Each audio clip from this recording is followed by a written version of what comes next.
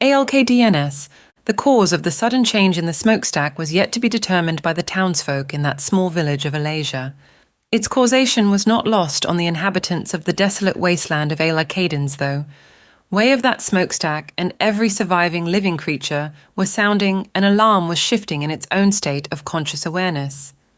The alarm was a call to arms to which every living organism was required to respond, and so they were responding, whether awake or in hibernation.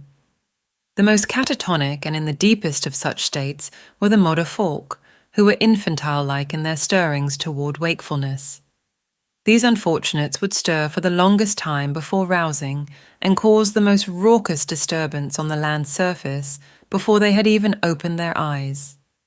Slow, steady, and heavy movements of large bodies shifting positions were sending rumblings through Alkdeens as movements of hand and foot echoed like thunder throughout the silent wastelands of barren earth. The nerve endings in their arms and legs spasmed, and these movements were causing shakes and large cracks to form on the surface of the earth. As hundreds of Modoforlk lay underground in their muddy casings, other creatures throughout the wastelands were a little quicker in their responses to the calls of their master-in-chief. These dogmen had been tugging at their chains and groaning with growls of woe and stress, and with never-relenting lamentations in their desperation to be free. They longed to be doing their master's bidding, for they had been chained up for more time than could be considered. The snapping of jowls sprayed green saliva from their rancid dog-like jaws. Their chains were blood-stained and clambering against the bolts that held them in place along the walls of the dark stone cavern. Upon wrists and ankles were shackled, which were stained with old black blood and painted with the bright red new sticky blood which softened the flesh of their bones, and thus helping with the cause of the further tearing of flesh. It was not music that could be heard echoing and ringing through the tunnels, but the clambering of chains. These wretched, soulless beings were desperate in their desires to roam. Not that each of them wanted to escape only for worship of their very own Great One. They wanted to rip the very flesh off the bones of their own counterparts also. They were permanently turned on by the smell of raw meat and blood and bone, and their ravenous hunger was driving them to further distraction. The sludge of bile and urine and sweat caused the slopping sound of padded feet on concrete, as their claws were in frenetic movement on the ground. The chains were long enough to allow enough movement to keep them agile and strong, and the chains were designed to be not quite long enough to reach others to end up in fight, though they could still smell the stench of each other's breath in all of their putridities. Occasionally, the sound of the thunderous movement of the Modoforlk even brought the dogmen to silence for a moment or two before their howling recommenced.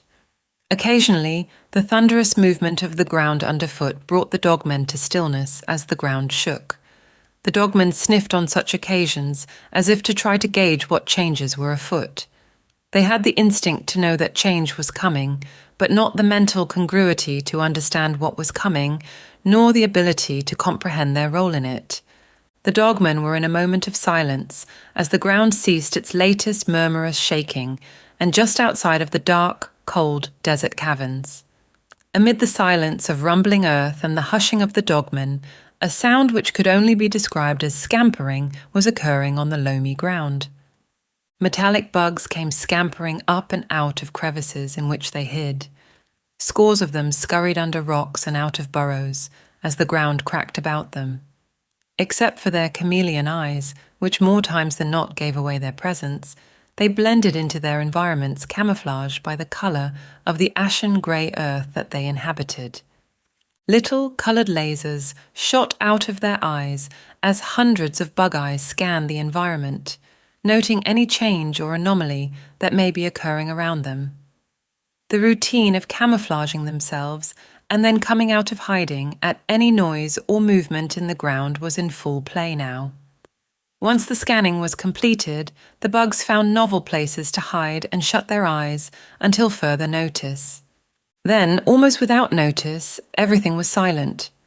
The Modoforlk lay still. Even the dogmen became cowering and silent, and bugs lay in their crevices quietly and still and unnoticed by all. The atmospheric pressure decreased, and the greyness grew deeper and even more misty still over the deadened land. Ever so slowly, that thick black cloud moved at a glacial pace toward the place of the hidden, sucking any oxygen that may have remained in the atmosphere as it went until it found its rest, and hovered above the catacombs of the Modoforlk and outside the caverns of the dogmen and over the hidey hole of the bugs.